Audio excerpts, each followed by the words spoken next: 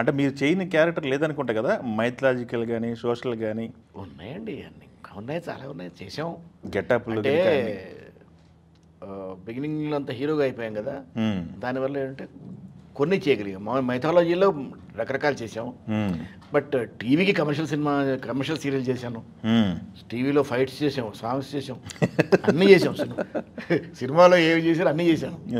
ఎన్ని serials sir మనం TV చేసింది సుమారుగా? టీవీలో దాదాపు నేను అప్పట్లో ఒక 30-40 సీరియల్స్ పైన చేసి ఉంటానండి. బాబోయ్, అంటే అప్పుడు వీక్లీ కదా, వీక్లీ అయినా సరే తక్కువ ఉంటాయి. అవును, 30-40 సీరియల్స్ చేశాను. 40 సీరియల్స్ అంటే మామూలు విషయం. వీక్లీ అంటేనే ఇంకా కథ ప్రొలాంగ్ ఉంటుంది ఎక్కువ. వీక్లీ తక్కువ ఉంటుంది, అంటే నంబర్ ఆఫ్ ఎపిసోడ్స్ ఉంటాయి. సీరియల్ అంటే 30-40 చేశాను. 40 సీరియల్స్ అంటే it's big count.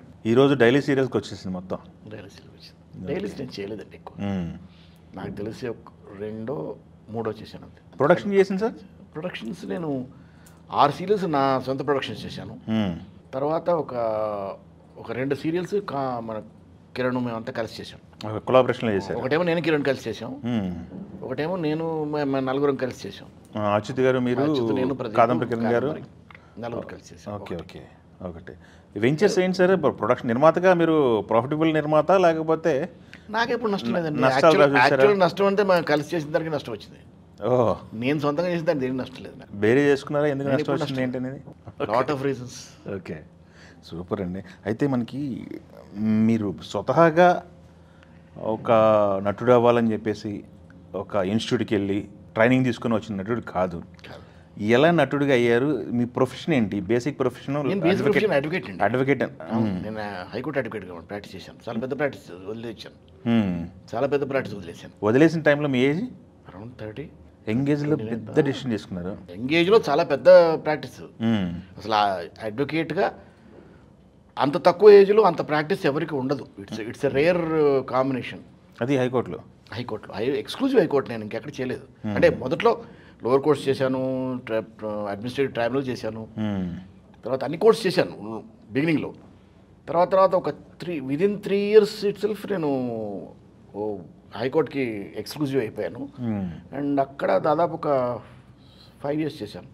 4-5 years very heavy practice, మంచి వెరీ గుడ్ ప్రాక్టీస్. ఓకే, చాలా మంచి ప్రాక్టీస్. నాకు కింద ఒక 3 juniors, హడావిడి స్టాఫ్, పెద్ద practice.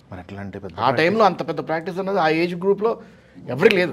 I think I'm the only one. ఇవాళకి కూడా నేనే ఒక్కడే ఉంటాను ఆ ఏజ్ గ్రూప్లో అంత ప్రాక్టీస్ ఉన్నవాడు.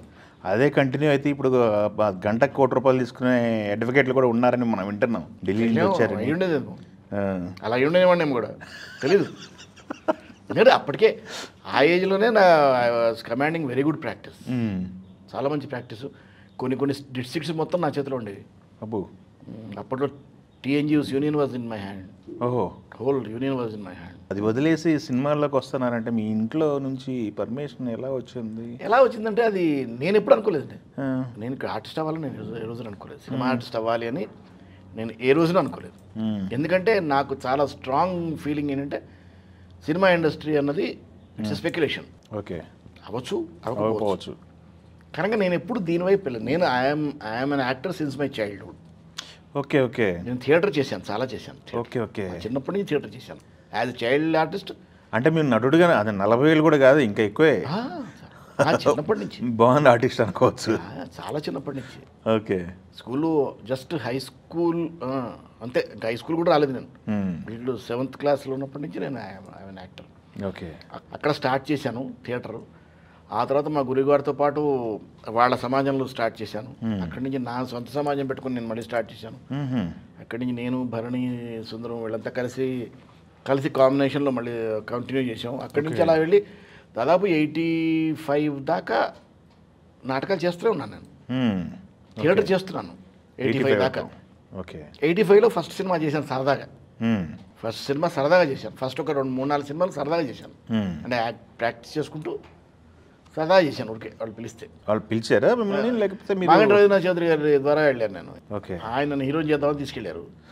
బట్ అదే టైం కుదరలేదు. నేను కూడా అంత కాన్సన్ట్రేట్ చేయలేదు అటువైపు, ఎందుకంటే నాకు పెద్ద ప్రాక్టీస్ ఉంది ఇక్కడ, నాకు టైం లేదు.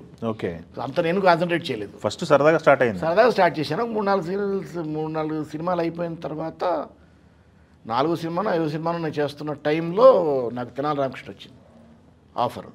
సీరియల్ మామూలుగా అన్ని ఒప్పుకున్నట్టుగానే ఒప్పుకున్నాను. అది కూడా అంత లాంగ్విటీ ఉంటుంది అనమాటకి ఎవరు తెలియదు. అసలు లాంగ్విటీ ఉంటుందని కానీ దాని ద్వారా మనం పెద్ద సూపర్ స్టార్ అయిపోతామని కానీ తెలియదు కదా. ఫస్ట్ ఎపిసోడ్ టెలికాస్ట్ అవ్వడంతో ఫస్ట్ ఎపిసోడ్కే స్టార్డమ్ వచ్చేసింది. ఇక అక్కడి నుంచి నేను అనుకుంటాను దాదాపు ఒక 14 సీరియల్స్ చేశాను టెలివిజన్ ఫస్ట్ బంచ్లోనే. ఓకే 14 సీరియల్స్ అంటే యూ కెన్ ఇమాజిన్.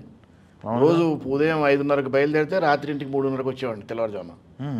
అంతా చేసేవాళ్ళ సీరియల్ ఎవ్రీ డే. అంటే అప్పుడు అంత టైము చేసేవాళ్ళం, అన్ని రోజులు చేసేవాళ్ళం ఒక ఎపిసోడ్.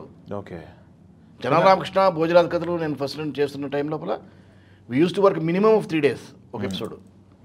ఓకే 3 days ఎపిసోడ్ ఇంత టైం చేసేవాళ్ళం. మార్నింగ్ 9 నుంచి రాత్రి 2 గంటల వరకు చేసేవాళ్ళం. అలా చేస్తూ 3 రోజులు చేసేవాళ్ళం ఒక ఎపిసోడ్. ఇప్పుడు ఇవాళ రోజుకు 3 చేస్తున్నారు.